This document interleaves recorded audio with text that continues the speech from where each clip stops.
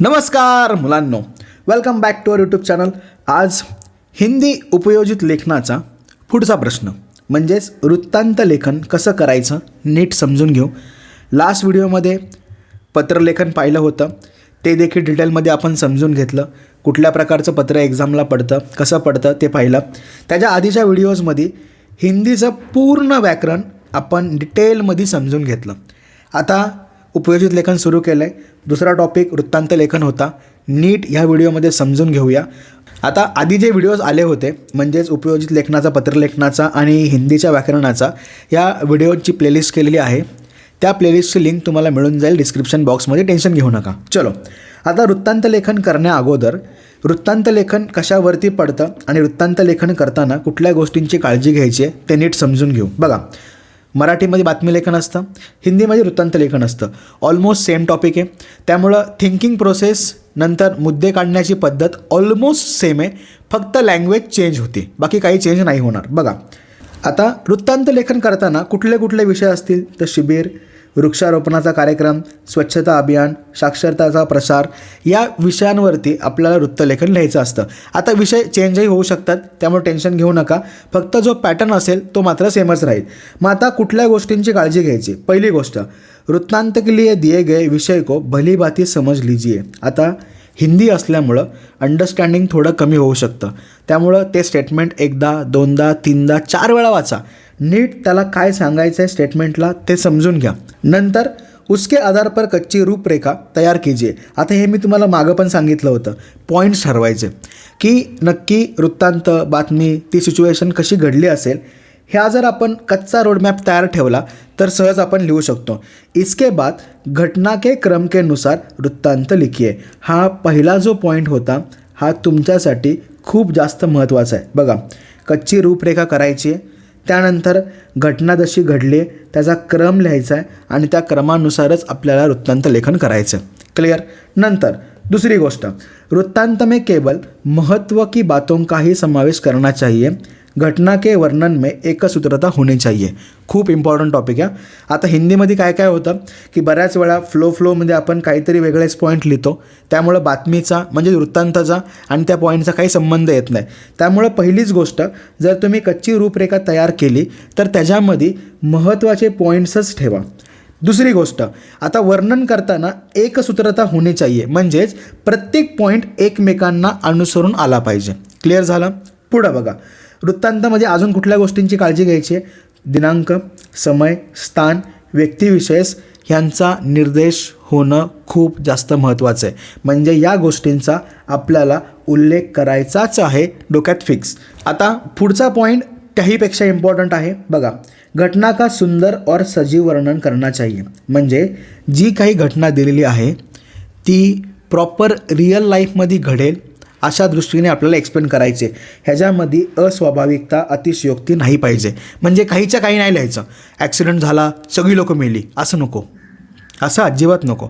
Accident झाला, blast झाला, कुठंतरी वृक्षारोपण लावायचं होतं, लोकांनी 1,00,000 झाडं लावली, 10,00,000 झाडं लावली. एवढी झाडं एका दिवसात लावून होतील का? नाही होणार ना. पण त्यामुळं अतिशयोक्ती नको आहे, अस्वाभाविकता नको आहे. क्लिअर? पुढं, वृत्तांत को एक छोटा और आकर्षक शीर्षक देना चाहिए. म्हणजेच जसं मराठीमध्ये बातमीला आपण टायटल द्यायचो, अगदी त्याचप्रमाणे ह्याही ठिकाणी आपल्याला एक आकर्षक आणि छोटंसं शीर्षक द्यायचं आहे. पॉईंट समजले? कसं लिहायचं ती आयडिया आली. चलो, आता प्रॉपर एक बातमी घेऊया व्यवस्थित.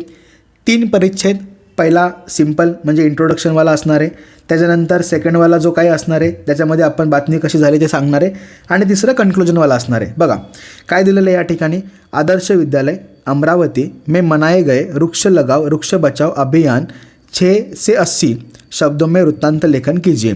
आता त्यांनी पुढं पॉईंट पण सांगितलं. बघा, स्थल म्हणजे ठिकाण, काळ कधी झाली, घटना का उल्लेख होणं अनिवार्य आहे. म्हणजे कार्यक्रम कसा झाला ते आपल्याला डिटेलमध्ये सांगायचं आहे.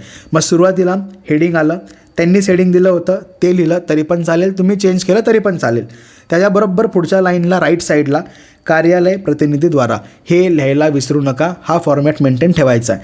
त्यानंतर या ठिकाणी ठिकाण आलं आणि तारीख आली. समजलं? नक्की. पुढं बघा, आदर्श विद्यालय द्वारा सुबह 9 से दोपहर तक 2 बजे तक वृक्ष लगाओ वृक्ष बचाओ का अभियान चलाया गया. इसका मुख्य उद्देश्य सभी को पर्यावरण प्रति जागरूक करना था। इस अवसर पर विद्यार्थियों और अध्यापकों द्वारा विद्यालय और आसपास के क्षेत्र में हजारों पौधे लगाए गए। आता ह्याच्यामध्ये कुठं अतिशयोक्ती नाही आहे, 1000 झाडं तर एक शाळा लावू शकते एका दिवसामध्ये, कारण तेवढी स्ट्रेंथ असती। आणि आपण असं सांगितलं की विद्यार्थी पण होते आणि अध्यापक पण होते, म्हणजे ह्यांच्या मदतीने या गोष्टी सहज शक्य आहेत, त्यामुळे कुठंच अतिशयोक्ती करू नका। पुढचा पॉईंट बघा, कार्यक्रम कसा झाला ते एक्सप्लेन केलं आहे। इस दौरान विद्यालय के प्रधानाचार्य गणेश पांड्ये जी ने वनों के महत्व पर प्रकाश डाला। उन्होंने पर्यावरण की रक्षा करने के हेतु लोगों को प्रेरित करने का प्रयास किया। कुछ पर्यावरण प्रेमी और सम्माननीय व्यक्तियों का भी इस अभियान में आमंत्रित किया गया था। उन्होंने वर्तमान समय में पर्यावरण में हो रहे प्रतिकूल बदलावों के प्रति लोगों को सचेत करने का प्रयास किया। बघा, कार्यक्रममध्ये सगळ्यात हायलाइटेड पॉईंट कुठला असणार आहे? वृक्षारोपणाचा, की कोणीतरी पर्यावरणाचं महत्त्व सांगितलं। पर्यावरण प्रेमी आणि ज्यांना पर्यावरणाबद्दल ज्ञान आहे ती लोक आली आणि त्यांनी सांगितलं की आत्ता वर्तमान परिस्थितीमध्ये पर्यावरणाचा ऱ्हास कसा होतोय किंवा पर्यावरणामध्ये कसा बदल होतोय, हे त्या इव्हेंटची मेन टॅगलाईन असणार आहे, बरोबर। त्यामुळं ते आपण मिडलच्या पॅरेग्राफमध्ये प्रॉपर एक्सप्लेन केलं। आता एंडिंगचा पॅरेग्राफ पुढचा बघा। पर्यावरण विषय तज्ञ राहुल दीक्षित जी ने बताया कि आज मनुष्य की लापरवाही और लालच के कारण अकाल, बाढ़, प्रदूषण जैसी समस्याएं बढ़ती चली जा रही है। इन सभी को निपटाने के लिए हमें अधिक से अधिक पेड़ लगाने और उन्हें सुरक्षित रखने का प्रयास करना होगा। विद्यालय के अध्यापक राहुल देव ने इस कार्यक्रम में भाग लेने के लिए आए हुए सभी अतिथियों का धन्यवाद दिया और फिर हरियाली में खुशहाली जैसे नारे के साथ समारोह संपन्न हुआ। बघा, कुठंच अतिशयोक्ती नव्हती। मेन हायलाइटेड पॉईंट काय होता की पहिल्या पॅरेग्राफमध्ये पर्यावरणाचं महत्त्व सांगितलं, नंतर जर आपण पर्यावरणाचं महत्त्व समजून नाही घेतलं तर या गोष्टींना आपल्याला सामोरं जावं लागतं आहे। मग ते कंट्रोल कसं करायचं ते पण सांगितलं। नंतर अतिथी आले होते, त्यामुळे त्यांचा सन्मान वगैरे सगळं या ठिकाणी व्यवस्थित झाला। समजलं? नक्की क्लिअर झालं? असं तुम्हाला वृत्तांत लेखन करायचं आहे, जेणेकरून आउट ऑफ मार्क कन्फर्म होतील।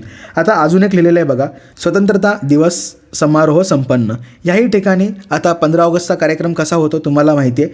प्रॉपर व्यवस्थित 3 पॅरेग्राफ सुटसुटीत लिहा, म्हणजेच तुम्हाला आउट ऑफ मार्क कन्फर्म होतील। क्लिअर झालं? आता हे एक्सप्लेन नाही करत, हे व्यवस्थित तुम्ही स्क्रीनशॉट घ्या, वाचा आणि जसं मी सांगितलं ह्या दोघांची जरी व्यवस्थित प्रॅक्टिस केली तरी काम होऊन जाईल। आणि जेव्हा हिंदीचा पेपर असेल तेव्हा मी पूर्ण तुम्हाला 2022 पासून ते 2025 पर्यंत आलेले सगळे टॉपिक देईल, त्यावेळेला तुमचा हा टॉपिक पक्का होऊन जाईल। आता फक्त कसं लिहायचं आहे ते समजून घ्या, दिवस खूप कमी हातात आहेत, प्रॉपरली युटिलाइज करा, व्यवस्थित अभ्यास करा। काही डाऊट असेल तर नक्की विचारा। सोबतच ह्याच चॅनलवरती तुम्हाला एक्झामच्या आधी कसं प्रिपरेशन करायचं आणि किती प्रिपरेशन करायचं, टाईम कसा मॅनेज करायचा, सगळ्या गोष्टी मिळून जातील, म्हणून चॅनलला सबस्क्राईब करा। बाकी व्हिडिओ कसा वाटला कमेंट सेक्शनमध्ये नक्की सांगा। प्रिपरेशन व्यवस्थित चालू राहून द्या। Bye bye, all the best.